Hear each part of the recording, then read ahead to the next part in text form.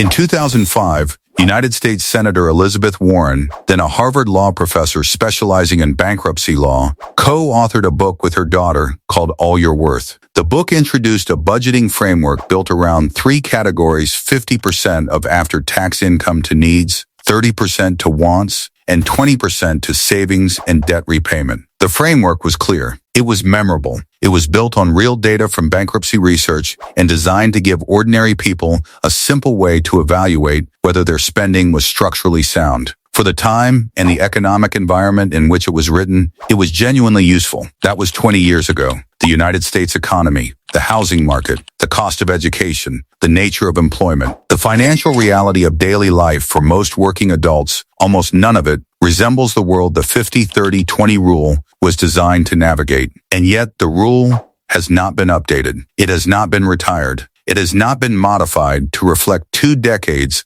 of dramatic economic change. Instead, it has been repeated with increasing frequency by an ever-growing ecosystem of personal finance content, passed down as settled wisdom from books to podcasts to social media to financial education curricula, presented to people navigating a fundamentally different economic reality as though the numbers are as relevant today as they were when the book was first published. They are not. And in this video, we are going to do something that the personal finance industry has been remarkably reluctant to do. We are going to examine the 50-30-20 rule honestly, explain precisely where and why it fails in the modern economy, look at what the actual research on successful personal financial management suggests should replace it, and give you a framework that is built for the financial reality of 2026 rather than the financial nostalgia of 2005. Welcome to Klux One Finance. Let us get into it. Let us start by being precise about what the 50-30-20 rule actually says, because part of the problem is that it gets taught with varying degrees of accuracy that can change its apparent usefulness significantly. The rule divides your after-tax take-home income into 3 buckets. 50% goes to needs, the expenses that are non-negotiable and necessary for basic functioning: housing, utilities, groceries, transportation, minimum debt payments, health insurance. The expenses you cannot simply choose not to pay without significant consequences. 30% goes to wants, the discretionary spending that enhances your life beyond bare necessity: dining out, entertainment, subscriptions, clothing beyond basics, hobbies, travel, things you choose to spend on rather than things you must spend on. And 20% goes to savings and debt repayment contributions to retirement accounts, emergency fund building, extra debt payments above minimums, investment contributions. The simplicity of the framework is both its greatest strength and the source of its most significant failures. 3 categories, 3 percentages, a quick calculation of whether your spending is roughly aligned. For someone who has never thought about their money in structured terms at all, the 50-30-20 rule at least introduces the concept of intentional allocation. It is better than no framework. But in the modern economic context, for a large and growing majority of people, it is a framework that produces either guilt about spending that is not actually controllable or mathematical impossibility the experience of. Looking at your actual spending versus the prescribed percentages and concluding that you are failing at personal finance when the reality is that the framework was not designed for your reality. Here is the specific problem, and it is the biggest one: housing. The 50-30-20 rule assigns housing to the needs category, which is reasonable. But the rule was written when the median housing cost as a percentage of median income in the United States was significantly lower than it is today.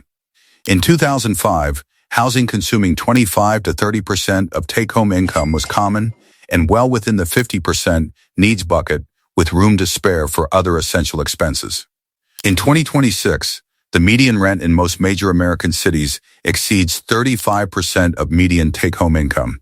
In high-cost cities, New York, San Francisco, Los Angeles, Seattle, Boston, Miami, median rent routinely consumes 45-60% of median take-home income for individual earners at typical income levels. Not 50% of income total. 45-60% of total income on a single expense that the 50-30-20 rule places within a 50% bucket. Do the math.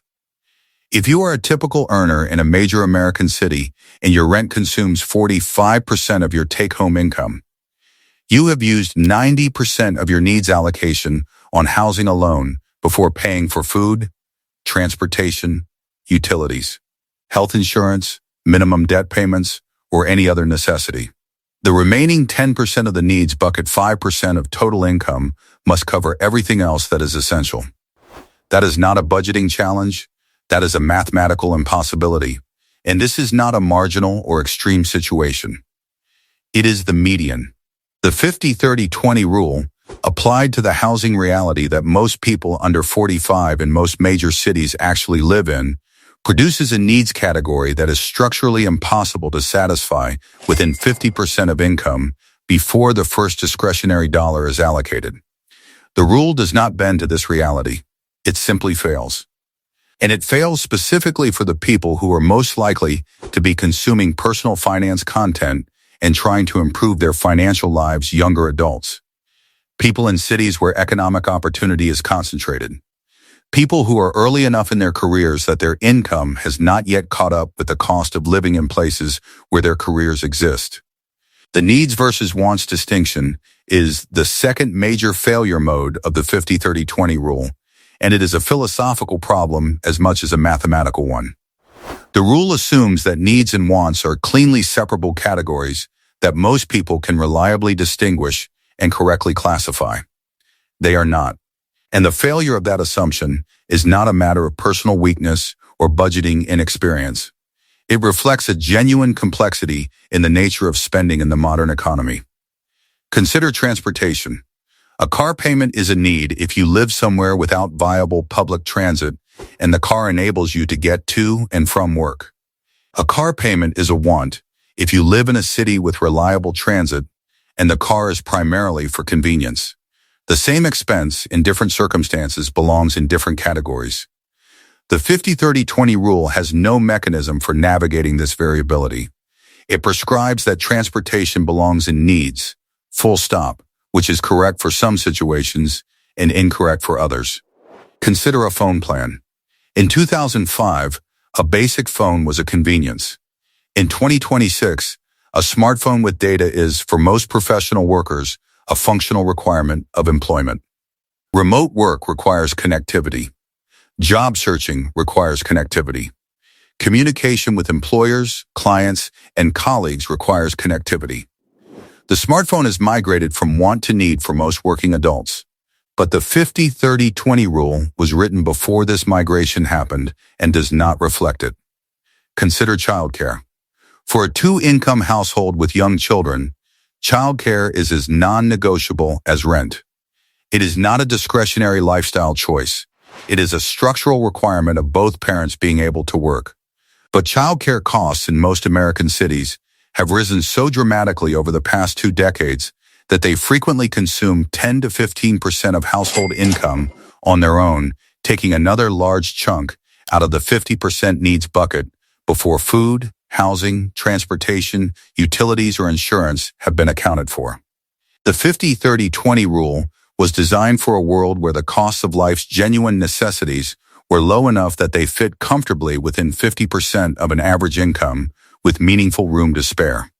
That world no longer exists for most people, and a framework built for it is not the right framework for navigating the one that does exist. So what is the updated framework? What actually works in 2026 for people navigating real housing costs, real inflation, and real economic conditions? Here is how I think about it, grounded in both the behavioral finance research and the practical realities of what budgets actually look like for people who are successfully managing money today. Instead of 3 fixed categories with predetermined percentages, the modern framework starts with a priority sequence and lets the percentages fall out naturally from the actual costs of your actual life. The priority sequence looks like this.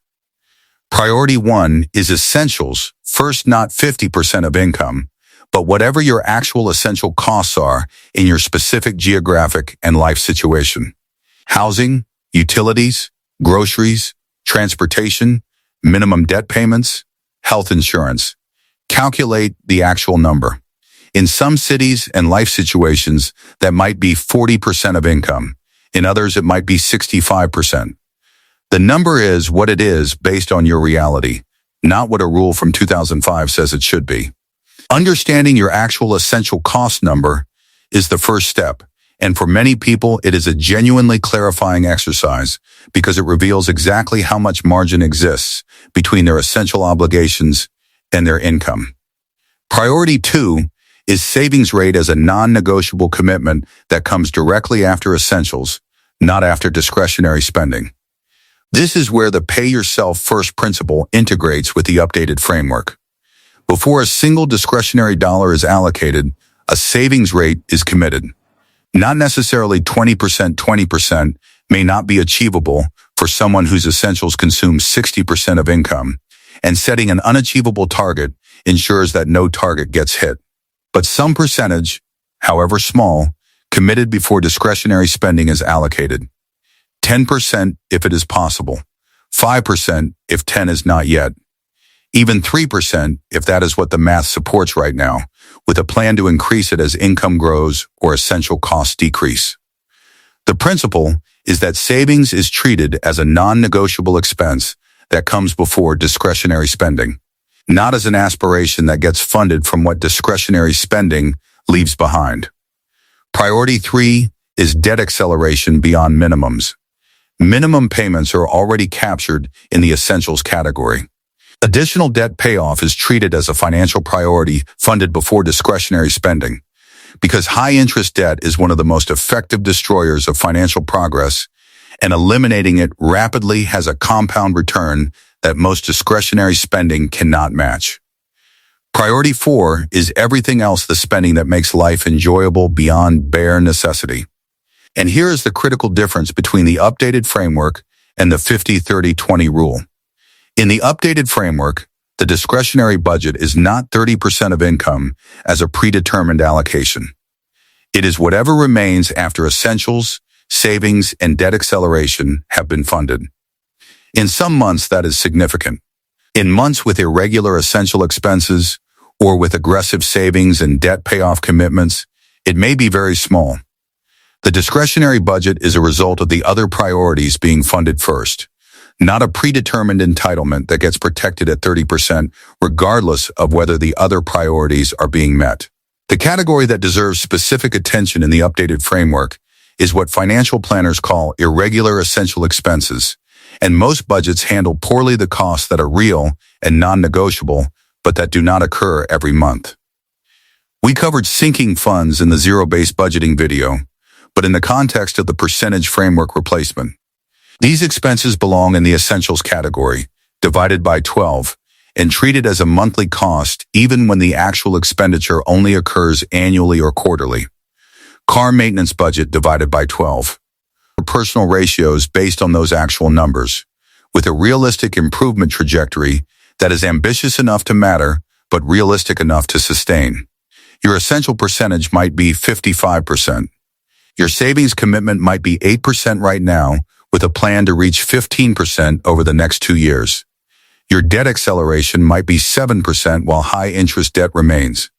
Your discretionary spending is whatever 30% leaves. That is not the 50-30-20 rule.